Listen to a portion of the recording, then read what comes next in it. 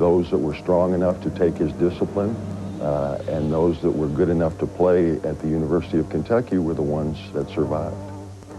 He was strict, self-centered, egotistical, and having said all that, he was a great coach.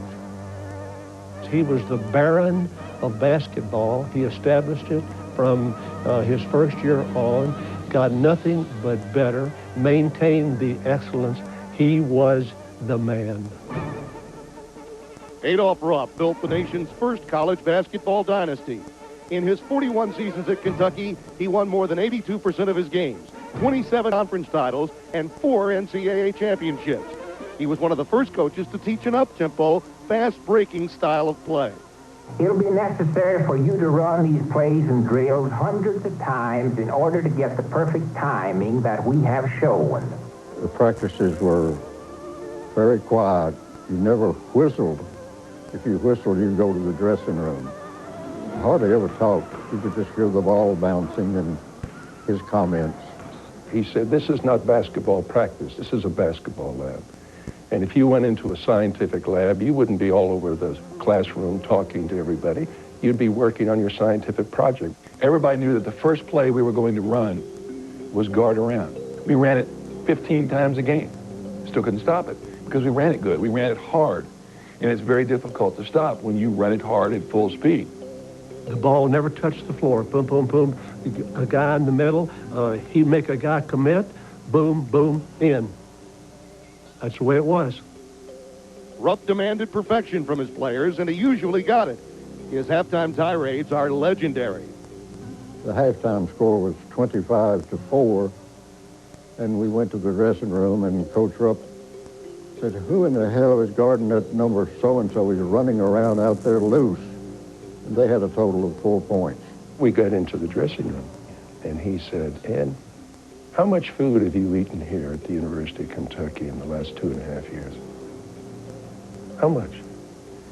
I want you to go over there and puke it all up, because you haven't earned one bite.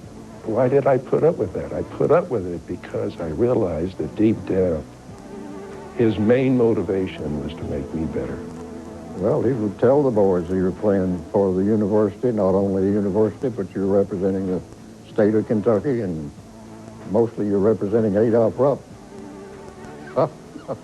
In the 1960s, Rupp was criticized for the absence of African-American players at Kentucky. The issue came into sharp focus when the Wildcats faced Texas Western's all-black starting lineup in the 1966 NCAA final.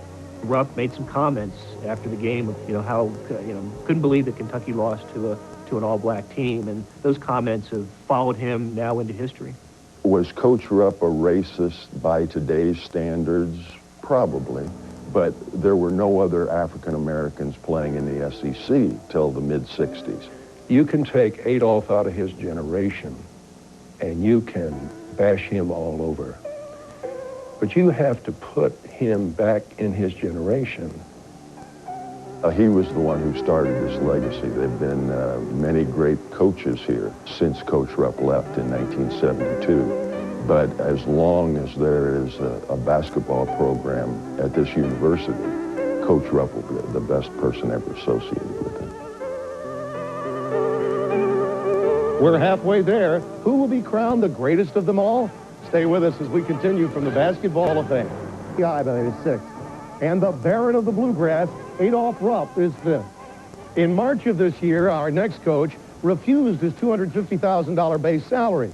He said he didn't meet his own expectations as a coach and a teacher after his team finished the regular season 16-11. His standards are as high for his players as they are for himself. I played for a great high school football coach named Bill Schunkweiler. He used to tell us to err is human. To err repeatedly is a sign of stupidity. And I've never forgotten that. With Coach Knight and the way he delivers the message, you don't know quite how to handle it because you've had very few, if any, people ever demand of you in that style. You can't take it personal. The first time I got kicked out of practice, I was emotionally destroyed. I thought, wow, how could this happen? I've lost everything, and a couple of weeks later, I got kicked out again, and this time I didn't go out. I didn't leave the court. I don't look upon that as any way defying the coach whatsoever. I look on it as a determination. Well, if he doesn't want me out there, he can throw me out again. And if he throws me out again, I'll go back out a third time. You worry when he doesn't say nothing to you. That's when you start worrying. You know, but if he's on you, and if he's getting on you about every little mistake, he's trying to make you a better player. Using a stifling defense and revolutionary motion offense, Bob Knight's Indiana Hoosiers went 32-0 and won the 1976 NCAA tournament. They won again in 1981. Smart takes the shot, and the Hoosiers with 3 and a third time in 1987. As Knight's winning legend grew, so did scrutiny of his temper and coaching style. With Coach Knight, you think of the throwing chair, or you think of his last days in Indiana. Yet he's a terrific coach. He said two things to me one afternoon. He said, one is, I know I'm an anachronism. And the other thing is, he said, you know, I could get along with all you guys if I wanted to. He says, I just don't care to. What TV has done to Coach Knight, in my opinion, is a shame, because he's not what TV has portrayed him to be. If he wouldn't have coached in the era of television, I think we would have a totally different opinion of Bob Knight. Well, I don't think I'm misunderstood by people that know me. I think that people that don't care to get to know someone don't necessarily misunderstand them. I think they greatly misrepresent them. I've been what I am, whether it's in a game on national television or in practice by myself. Disraeli once said, never complain, never explain. And I think it may be as good a piece of advice as a coach could have. In an early morning telephone conversation, I notified him that he was being removed as basketball coach, effective immediately. Citing a pattern of unacceptable behavior, Indiana fired Bob Knight after 29 years and no losing seasons. 3 days later, Knight said goodbye to Bloomington. And in whatever way you do, wish myself and my family the very best, as I wish you the very best. He was crushed. He was very hurt, and I think to a great degree lost for a very short period of time, because what he had established, what he'd been a part of for short of 30 years, was no longer there. Bob Knight returned to basketball in 2002 to coach Texas Tech. This season, he became only the 4th Division I coach to win 800 games, on pace to pass Dean Smith to become the winningest basketball coach ever. I don't know of anybody else in the country that could have developed my game or my person, my personality, more in a 4-year span than what Coach Knight did. He really makes you grow up and become a man and be accountable for your actions. But it's a certain amount of respect that you have for him, and a certain amount of dignity you want from yourself. It is demanding of a kid those things and putting those obstacles in that kid's way for him to have to overcome that are going to enable him to do those exact same things when he's 40 years old. Basketball gives you, as a teacher, the greatest classroom in the world, I think. Few people can match Bob Knight's knowledge and appreciation for the coaches of basketball's past. He says one of his greatest influences was former Long Island University coach Claire B., who finished 14th in our voting. Here's a look at some of the other coaches who just missed our top 10.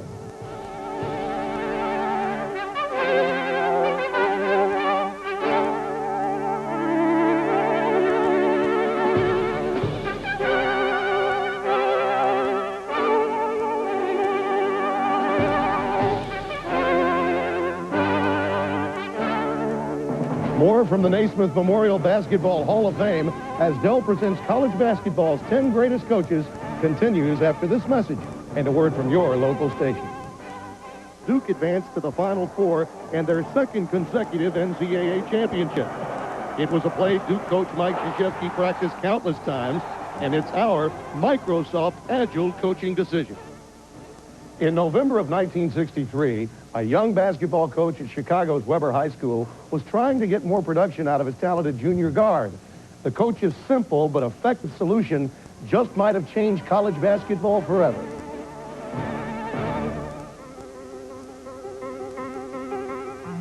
Coach Ostrowski always wanted me to shoot every time I touched the ball. And I said, I can't do that. And he says, I want you to do that. And finally, in those days, as he will attest, I had a slight temper. And I got angry. One day at practice, I says, Mike, we're playing St. Philip's. And I says that if you pass the ball when I feel you should have shot the ball, you're going to run a lap. Well, he scored 37 points that game. The more I shot, the more we won. And the more that happened, the more confidence I had and the more love and passion. He knew that I was the key for his team, and he unlocked that. In 1965, Weber High Vice President Mike Krzyzewski enrolled at Army to play for the country's youngest college coach, 24-year-old Bob Knight. More than any player that I've ever coached, Mike understood, okay, here's how I'm going to have to play. He doesn't want mistakes made, so I'm not going to make mistakes. He wants somebody that can play defense, so I'm going to make damn sure I play defense. And I think that understanding that gave him a head start on most people that wanted to go into coaching. Mike Krzyzewski has built a basketball dynasty at Duke University.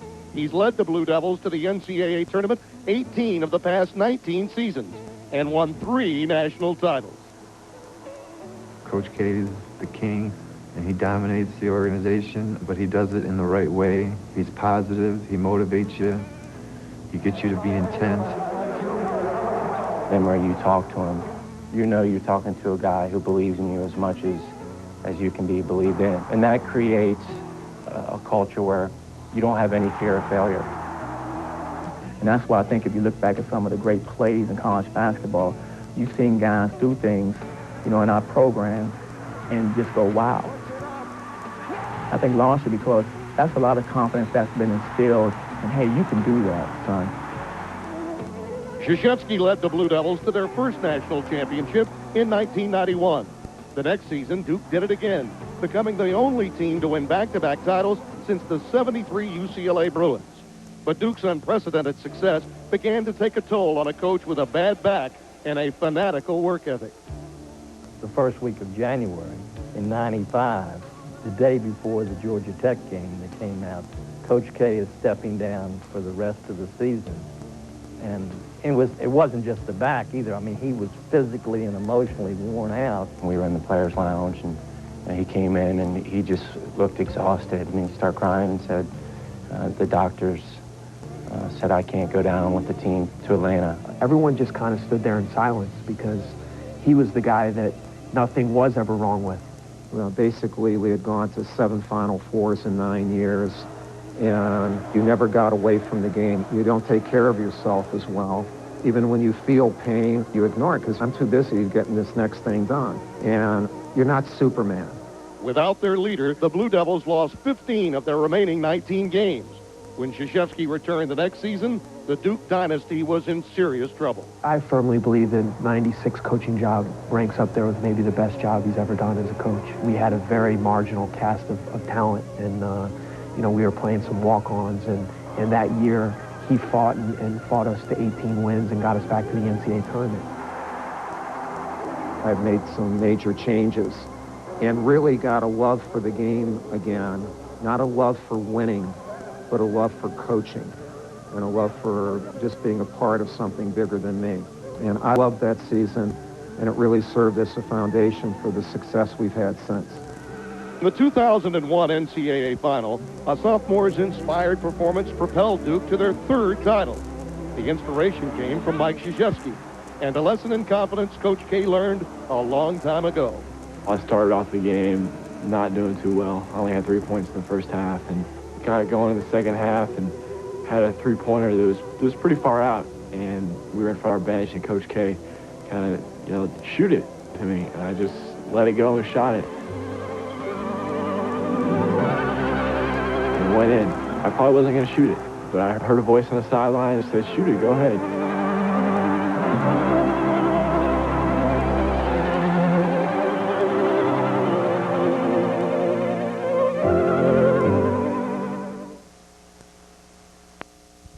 Tar Heels went to 11 Final Fours and won 2 national titles.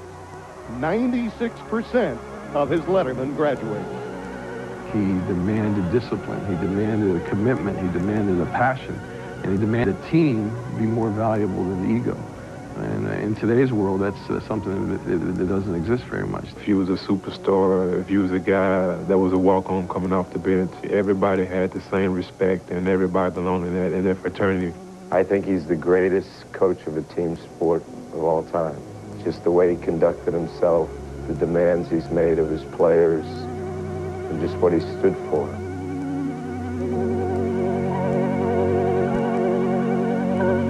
In 1966, Smith gave 6'5" forward Charles Scott a basketball scholarship to North Carolina. Thanks to Coach Smith, Scott became the first African-American player in the history of the Atlantic Coast Conference.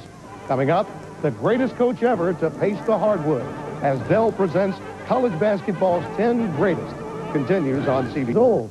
He stuffed a pair of his mother's hose with rags and shot at a tomato basket his father nailed to their barn in Martinsville, Indiana. He became a star at Purdue University, one of the greatest players of his generation. Then he turned to coaching and became a legend.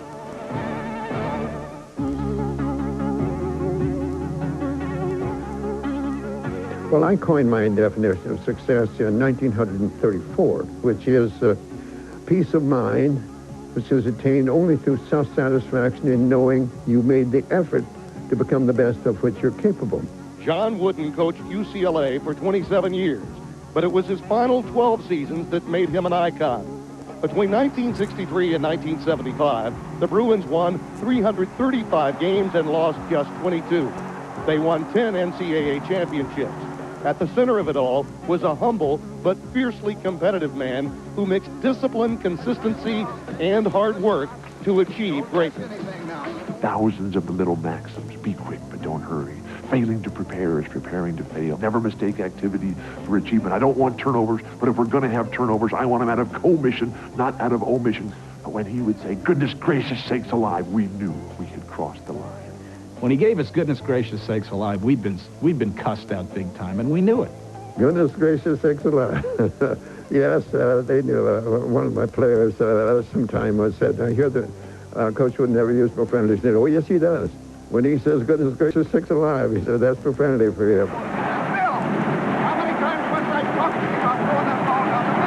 Walton, goodness gracious sakes alive, how many times do I have to tell you, never throw the outlet pass down the middle of the floor. It's always the quick outlet pass to the sideline. It was a teaching and learning session based on the 4 laws of learning: demonstration, imitation, correction, and repetition. And oh, did we ever repeat over and over and over again. We used to hear be quick but don't hurry, I don't know, 10 times a day. It took a while, and finally you understood that be quick but don't hurry applied to everything you did. Well, I think when you hurry, you're out of control. But if you're not quick, you won't get things done. The way John Wooden taught us was the fact that if you wanted to achieve certain things, you couldn't do it quickly and cheaply. And a lot of people don't understand that. They just want to get from point A to B. The path of least resistance is most appealing to everybody, especially teenagers. In the late 60s and early 70s, Wooden's rules on team behavior and appearance were constantly challenged by a new type of player. During my era, the coach said, go do this. You never questioned it. You did it. And all of a sudden, we had this generation of students who said, why? Coach, you know, I'm a high school All-American. You're telling me about clipping my fingernails and keeping my shirt tail tucked in at practice and all this. I mean, come on, let's go on to bigger and better things. When I played for Coach Wooden, I thought he was a nut. I was 17, 18, 19 years old. He was in his mid-60s. We always referred to him as the walking antique. Wardrobe, hair length, facial hair, and we would go at it every single day. It finally came to a head in our senior year. I came to practice, and I hadn't shaved that day. He came by me and he said, Walton, you don't pass today. No practice. We'll see you tomorrow. And everybody was stunned. We had a big argument. I knew I had lost immediately. And as far as Walton, he said I didn't have the right to tell him how to wear his hair or whether wear a beard or mustache or anything. I said, no, Bill, you're absolutely right. I don't have that right. I just have the right to determine who's going to play, and we're going to miss you. And he got taken care of in a hurry. My basic philosophy never changed in working with people, and I always felt if you could get the idea across that you really cared for them, I think they would do their best guy moved out to L.A. in 1948, and he still hasn't fit in. He's still a Hoosier. And I think that gives him sort of a weight and sets him apart from what we're used to. You know, L.A. is a big melting pot. You can't melt John Wooden. At 92, the Wizard of Westwood works in a small, memento-filled office in his Los Angeles apartment. He misses just one thing from his coaching days. I love to teach. That's the only thing truly I've missed since I retired. I don't miss the tournaments. I can watch others. I don't miss the folderol that goes with the games. I just miss the daily practice. The simplicity, the little things, doing everything right, that is the strength of John Wooden. I wanted to go and learn about basketball, but I got so much more in the bargain. It doesn't even seem fair. He taught us how to learn, how to think, how to dream, how to visualize, how to philosophize, how to create a life for ourselves. He taught us not basketball, but life. Jayhawks are, can they get those advantages on the break as they have throughout this tournament? On the other side, you have the orange blanket, and I'm talking about a Syracuse defense that plays a 2-3 zone, holds opponents to 38%. But Kansas has had 3 halves where they've shot over 60. What's going to give? All right, let's check in with our reporters. Billy, before the tip, here's Bonnie Bernstein. Well, Jim, at 8 o'clock this morning, Roy Williams, his wife, former Kansas Athletic Director Bob Frederick, and a couple of